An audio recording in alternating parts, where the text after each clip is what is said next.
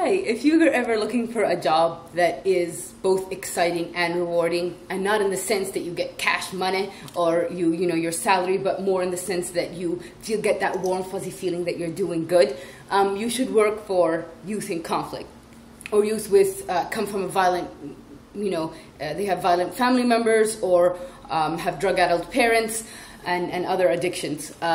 Not for them, but their parents. Because kids, like all kids, they are, susceptible to their surroundings, whatever that is. They're susceptible to their surroundings, and they mimic whatever they see. I mean, you throw Mowgli in the jungle, and he becomes like a lion. Oh no, like a wolf, right? And he learns how to hunt, and he acts just like that. So any child in any situation, because that's how they learn. They're like sponges, monkey see, monkey do.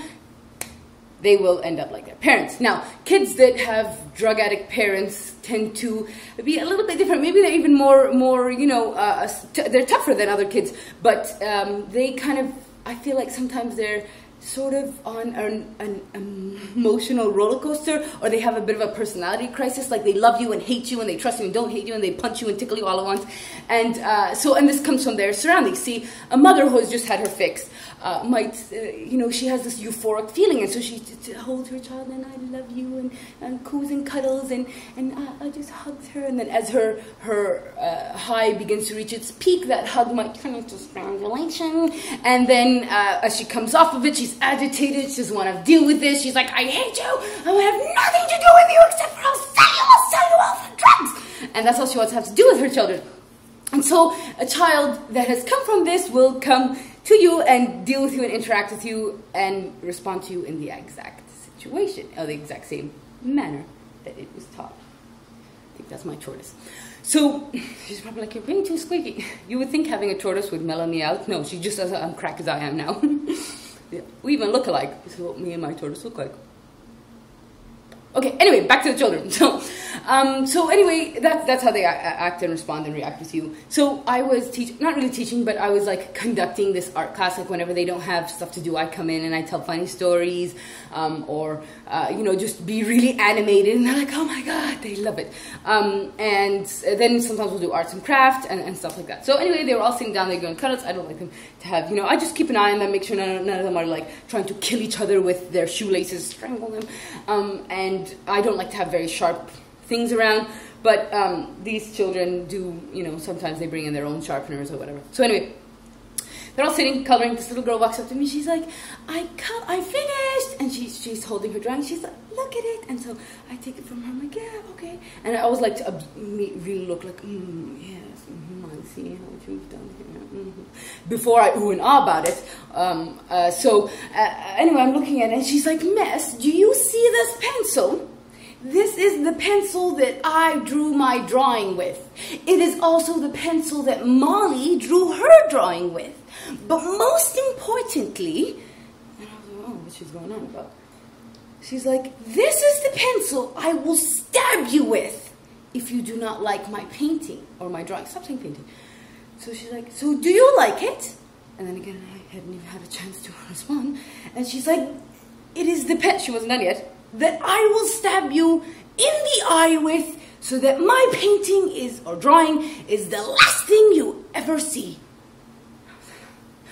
Is that so? And you can't take her threat lightly, because I have had things that were, that big, to things that were adults have violent outbursts and threaten you and attack you. And so you can't take any of it like it just, what are you going to do with me? And so she's holding her pencil and looking at me with these maniacing eyes, and she's like, so do you like it?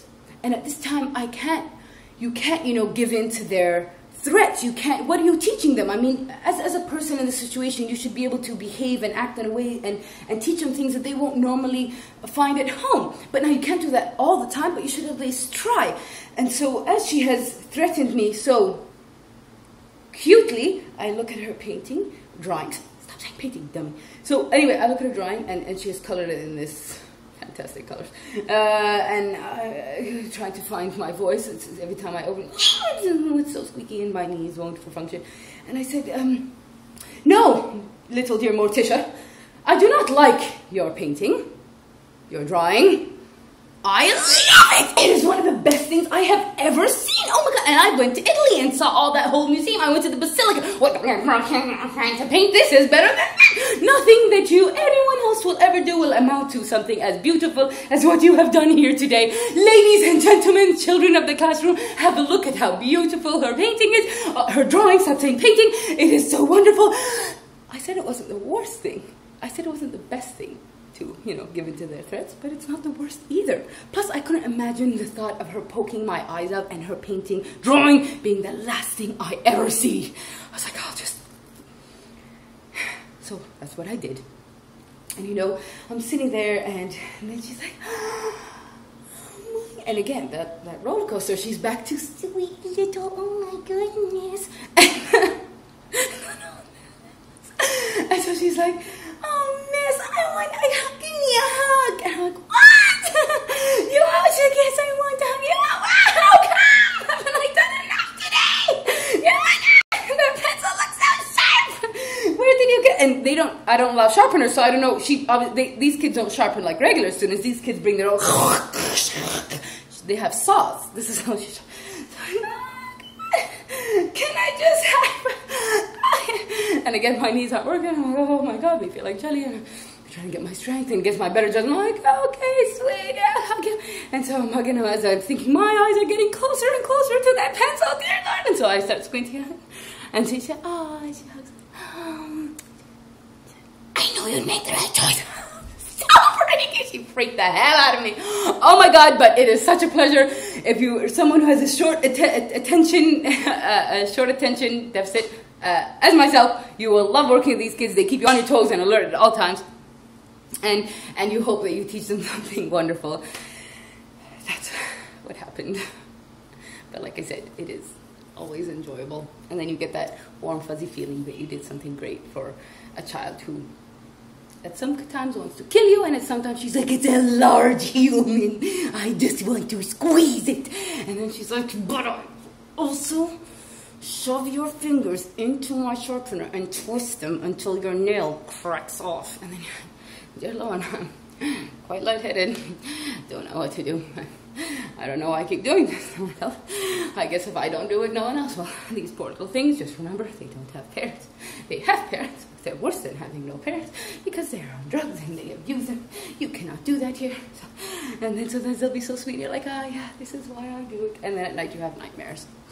Good day, all.